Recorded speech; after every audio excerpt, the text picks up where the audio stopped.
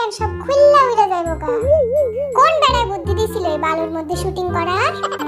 এত বাতাস এর মধ্যে ভাবলন যায় নাকি? তাও চেষ্টা করি।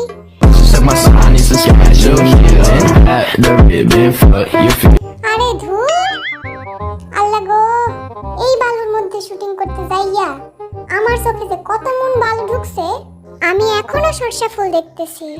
আমার চোখটা পুরাই গেছে গা। আর একটু সময় থাকলে আমি সহ উড়ে যাইতাম। এই ফুলটা এখানে কেন? ফুলটা কি আমি নিমু? ফুলটা নিলে একটা হিরো হিরো ভাব আসতেছে। কি বলো আরমিরা?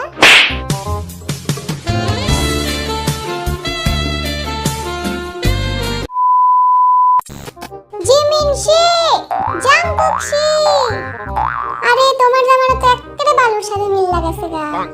হ্যাঁ, তাই তো দেখতেছি। আর আমার জামাটা দেখছো?